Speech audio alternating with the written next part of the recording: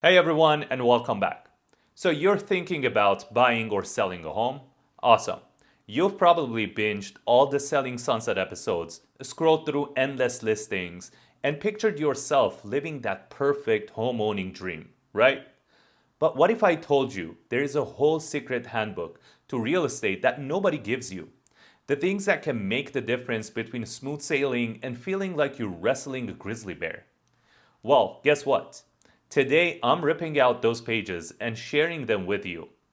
I've been navigating the wild world of real estate for a while now, and trust me, knowing this stuff before you jump in can save you headaches, heartaches, and pocket you some serious money.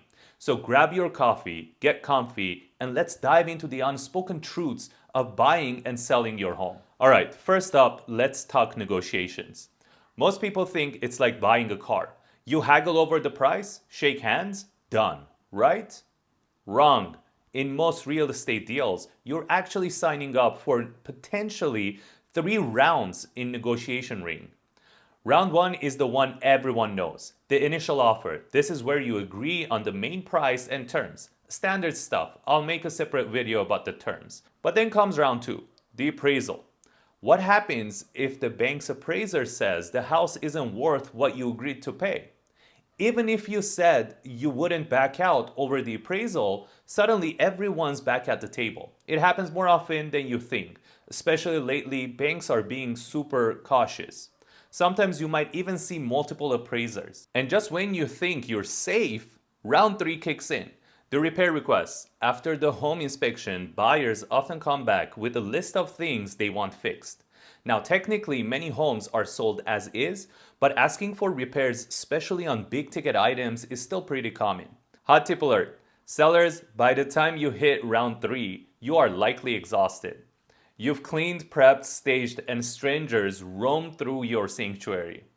Buyers, keep this in mind. Be reasonable. Focus on the major stuff. Think roof, plumbing, electrical, not every tiny cosmetic flaw. A little empathy goes a long way here. Hey, real quick, if you're finding these unspoken truths helpful, would you mind hitting that subscribe button? We're trying to get to our first big goal of 100 subscribers, and every single subscriber helps.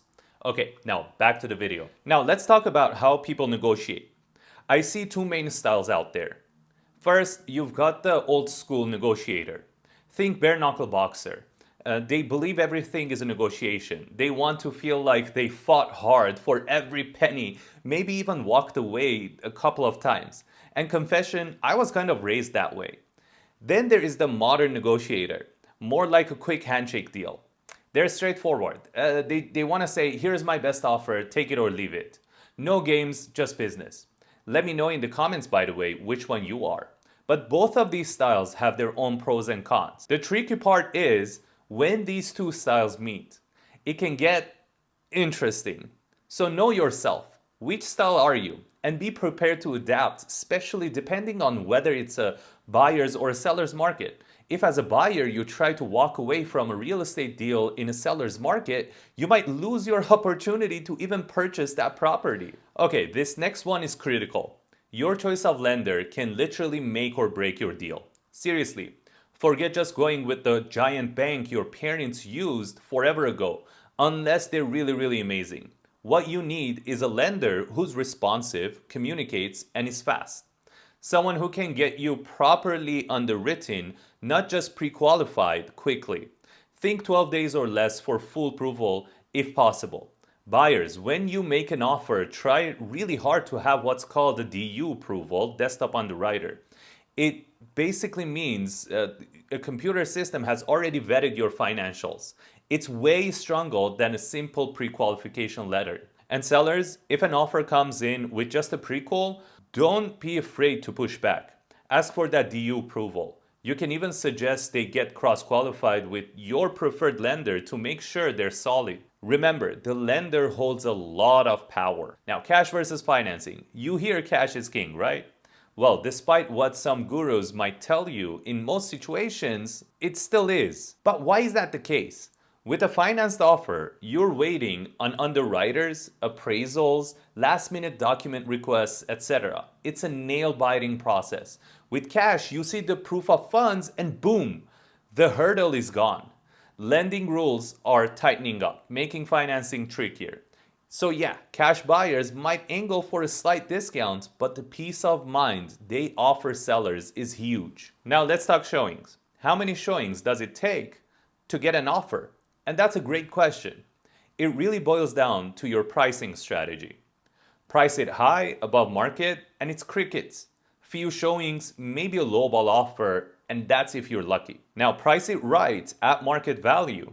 You're gonna get steady traffic, maybe 5-ish showings a week, a decent open house crowd, and you'll likely get a solid offer within a few weeks. Around 20 days is average in my area right now, but check your own local market. Price it low, slightly below market, and potential frenzy. Lots of showings, multiple offers, maybe even a bidding war driving the price above market value. And here's the kicker. Your best offers usually come in the first 2 to 3 weeks. Waiting around hoping for something better rarely works. Buyers start wondering what's wrong with this place and why is it not selling? So price it right from the start. Okay, boundaries. Once the buyer's official inspection period is over, and that's the time they have to check everything out, you, the seller, are generally not obligated to let them keep coming back with hordes of contractors for quotes or measurements before closing. Buyers, you have your contracted time to inspect. Use it wisely. And sellers, you do need to provide reasonable access during the inspection period, even if it feels like Grand Central Station in there. It's part of the deal. Now disclosures. Seriously, when in doubt, disclose it. Got a leaky faucet you fixed? Mention it. Old water stains on the ceiling from a long ago roof issue? Disclose it. Being upfront about known issues builds trust and, more importantly, protects you legally down the road. It's way better for a buyer to know upfront than to discover something later and feel like you hid it. Honesty is always the best policy. Now, the reality of showing appointments. Sellers, brace yourselves. Buyers will cancel. Sometimes last minute, sometimes they'll just drive by, decide they don't like the street, and poof, gone. It's frustrating, especially after you've cleaned like a maniac. Try not to take it personally. And buyers, please, please, please be respectful of the seller's time and effort. If you book a showing, make every effort to be there or at least cancel with as much notice as possible. Someone rearranged their life for you. Now let's demystify earnest money deposit. This is the good faith deposit that buyers put down when their offer is accepted, often around 30% where I am. Here is the huge misconception. Neither the buyer nor the seller automatically gets this money if the deal falls apart. It's held by a neutral third party, like an escrow or a title company. Buyers, just because you changed your mind doesn't mean you get your deposit back automatically. Your contract has contingencies like inspection, insurance, appraisal, and loan approval that protect your deposit if you back out for those specific legitimate reasons within the agreed time frame. Sellers, even if the buyer walks away after removing all contingencies, which they shouldn't, you don't just automatically pocket the cash. Releasing that money requires mutual written agreement from both sides. If you can't agree, it can end up in mediation or arbitration, and that's a huge headache. Now, property conditions at closing. Even if you sold as is, the contract usually requires you to deliver the home in the same condition it was when the offer was accepted, which is typically when it looked its absolute best. Buyers expect and deserve a reasonably clean house when they get the keys. Sellers, I know you're exhausted by closing day, but living behind the mess is bad form.